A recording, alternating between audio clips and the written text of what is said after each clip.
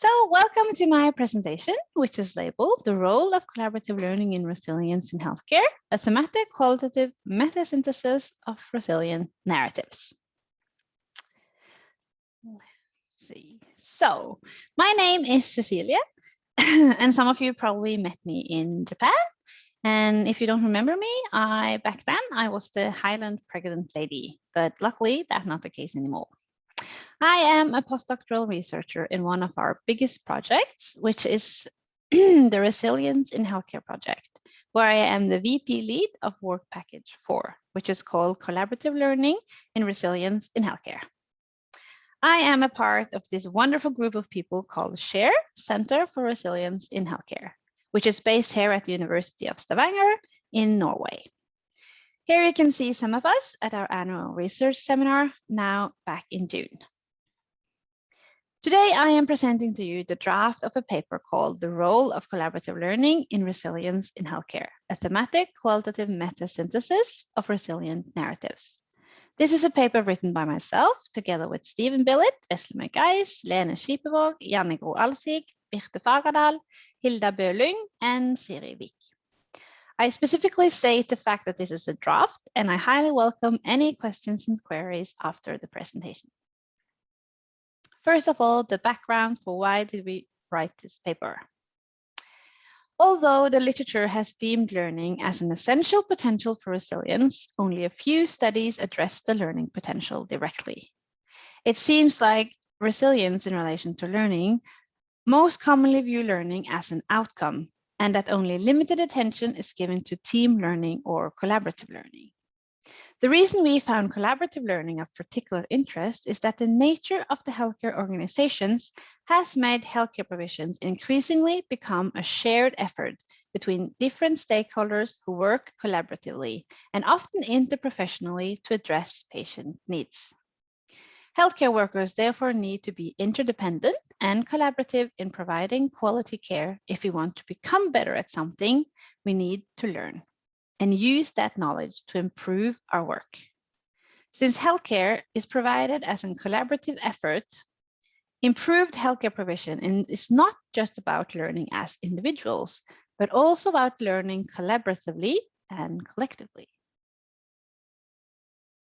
We need to learn across different stakeholders, such as leaders, patients, healthcare personnel, and next of kin, but also across different system levels, such as teams, organizations, and government, and across different settings, such as community care, pre-hospital or critical care, or hospitals.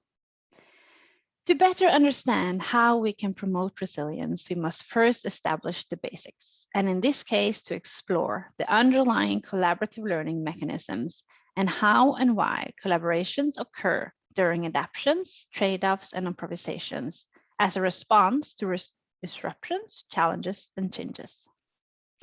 The aim of this paper is therefore to describe collaborative learning processes in relation to resilient healthcare based on investigations of diverse healthcare contexts and levels.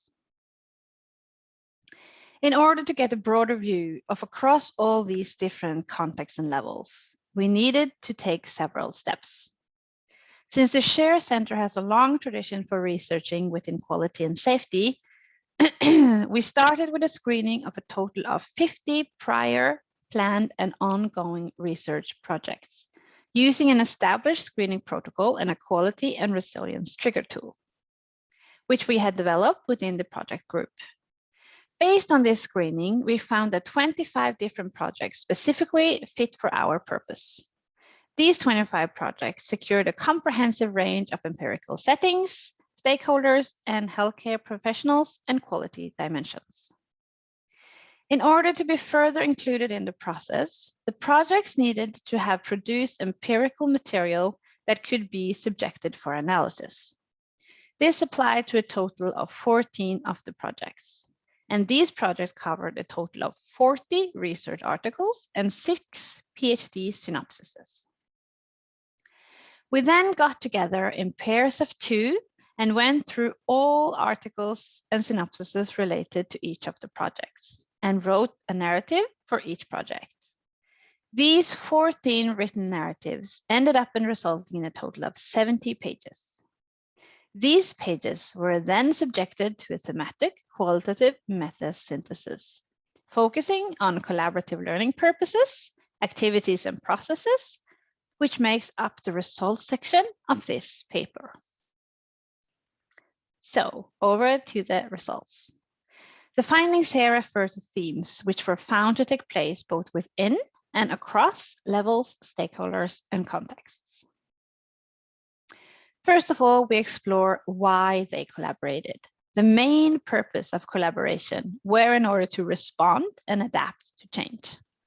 This collaboration included examples such as caring for a deteriorating patient, adjusting to new legislations, or handling a peak activity situation.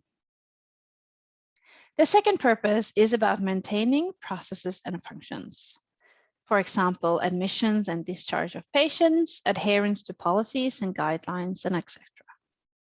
The third purpose is to improve quality and safety, which itself sets itself apart from the other two categories, because here the stakeholders collaborated to intentional and specific effort to improve quality and safety of a process or a function.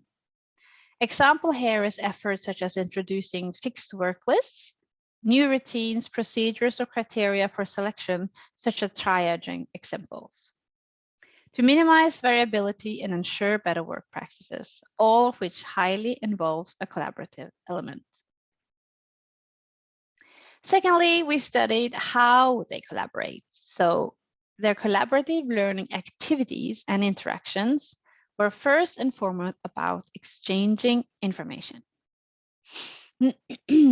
This could be for securing a safe knowledge transfer between healthcare levels, to get crucial information about the patient care not included in the written handover, or exchange experience related to a specific situation or a patient group or legislation. Collaborations both within and between contexts and levels involve different stakeholders who has different needs, preferences, and desires. The stakeholders therefore almost constantly collaborated in order to coordinate, negotiate, and align needs. Examples here are lack of resources, which often fosters negotiations between different stakeholders concerning which task to prioritize and when, or whether to provide poorer care, or maybe involve next of kin in care activities in order to compensate for lack of staff. The stakeholders also collaborated through developing different buffers in the system. The collaboration differs between organized system buffers, such as planned simulation activities, or more unorganized local efforts where the team leaders made an special effort to include both experienced and unexperienced staff in a team composition to ensure knowledge transfer and build more robust teams for future events. The last results section is about pinpointing the learning processes which occur through these collaborations.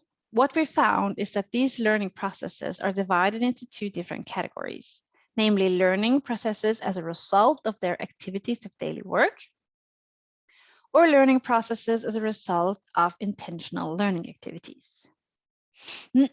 Examples of activities of daily work is discussions, prioritizations, consultations, and debriefs, while intentional learning activities are examples such as simulations, workshops, and seminars.